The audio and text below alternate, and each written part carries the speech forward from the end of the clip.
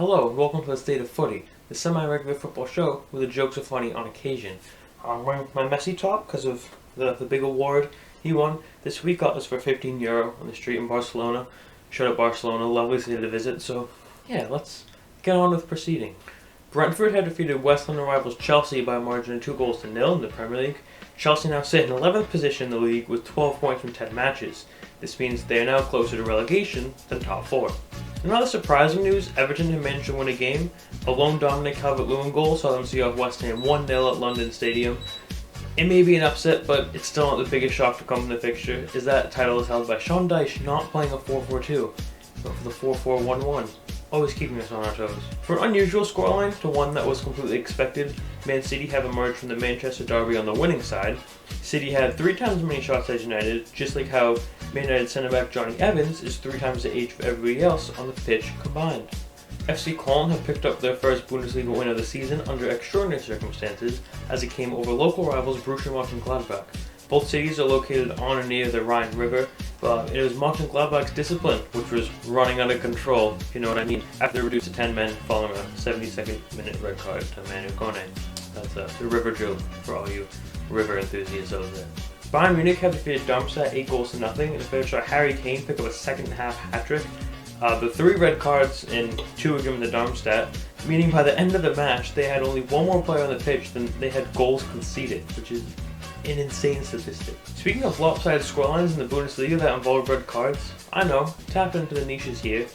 Our friends FC Köln, who just mentioned them a little bit ago, they're back, not on the right side this time. They had the red card in Leipzig. Looks like our good friends Leipzig, they took the dig I sent towards them last time out. They took it personally because they won 6-0 against Köln.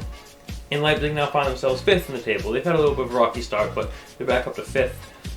And it's technically not a Champions League position, but by nature it really is because Dortmund's ahead of them. Sevilla drew Real Madrid 1-1 in the Sergio Ramos derby during the La Liga match 2 weeks ago. Ramos picked up a yellow card for himself, and there were 5 in total in the entire match. I mean, people say the footballs fall off when they're a bit older, maybe not as sharp as they used to be, and that must be the case with Ramos, because quite frankly, those are rookie numbers. 2 goals from Jude Bellingham saw Real Madrid beat Barcelona 2-1 in El Clasico. We all laughed at Birmingham City for retiring his number before he was old enough to take his GCSEs, but they must have known something we didn't. Barca actually wore Rolling Stone logos as their kit sponsor to celebrate the release of the Stones' new album. Mick Jagger and Ronnie Wood were in attendance at the match. Apparently they asked Luka Modric for a photo after the match, and Modric replied by saying, "Of course. At this point in my career, the least I can do is inspire those who are younger than me."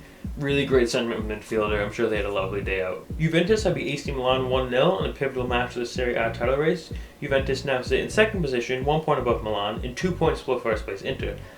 No need for Milan to worry. They can just wait until Juventus are eventually docked an insane amount of points or breaking some sort of rule. You've all been waiting for it. It is time for keeping up with Heidenheim.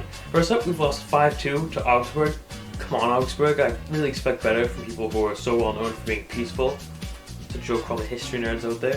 They lost 2-1 to Mönchengladbach, but fear not, we will have a rematch against Mönchengladbach in the 2nd round of the DFB Pokal. The match is taking place after I record this video, but before I post it, so I'll also react to the score now.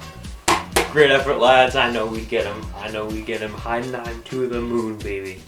Easy claps. Easy claps. Man United beat Everton 5-0 away from home in the Women's Super League. Nikita Parris scored a hat-trick for the Red Devils, meaning she now has more goals from that one game than Everton do all season. Nuremberg have emerged victorious over Freiburg in the Frauen-Bundesliga for the first win of the season. They won 2-0. Not only have they come out on top in this battle of the Bergs, Freiburg, Nuremberg, hence the joke, but they're now 2 points clear of 12th place. You guessed it, Duisburg. That joke took like 3 takes. That was way too much of a tongue twister for me to try. Oh, speaking of Bergs, remember I said that Wolfsburg took that massive green W in their badge seriously because they won all 4 of their opening Frauen-Bundesliga games? You may remember I said that last episode. Well, they dropped points for the first time this season. They drew 2-2 with Hoffenheim.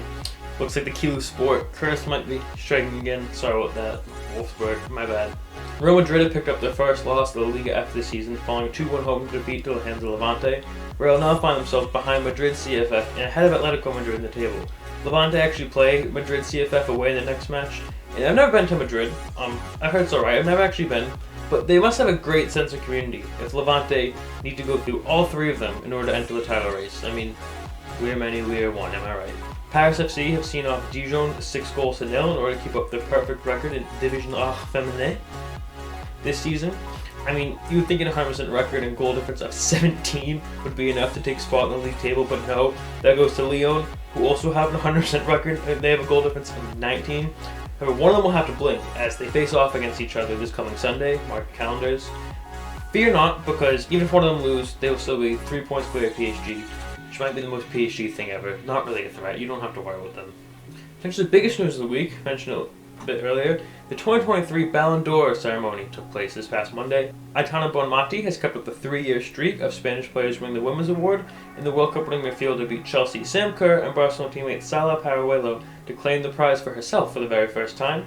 Lionel Messi picked up the men's edition after getting the better of Man City's Erling Haaland and PSG's Kylian Mbappe.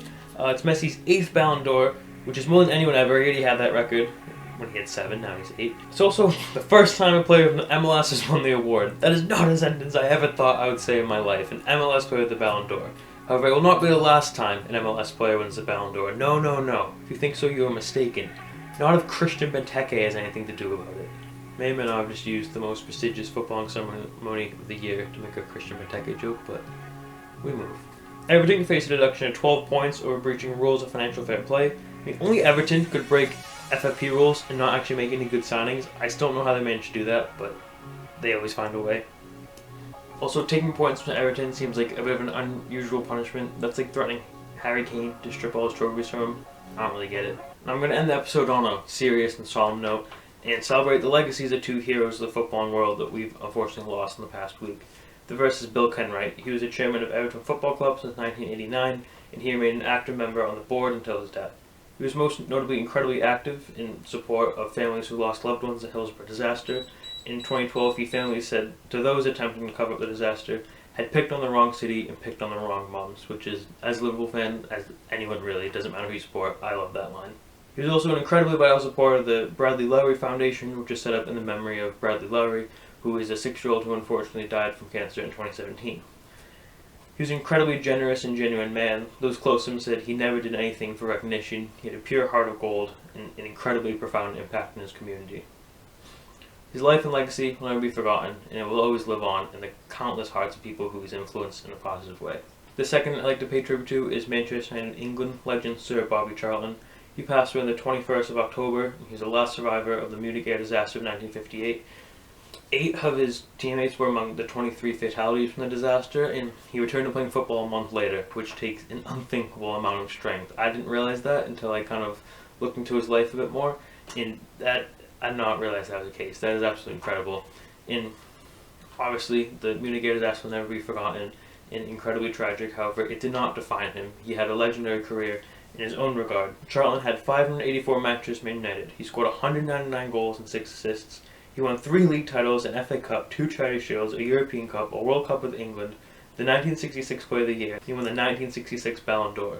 Insane numbers, will probably never be matched, shaped the footballing world forever, and also off the pitch he was incredibly important as well. He was involved in many different forms of charity work. One of the most notable is he raised funds for hospitals. He was knighted in 1994, and he has a stand in Old Trafford named after him. One of the game's all-time greats. His legacy will never be forgotten by many, many people. Rest in peace to Bill Kenwright, and rest in peace to Sir Bobby Charlton.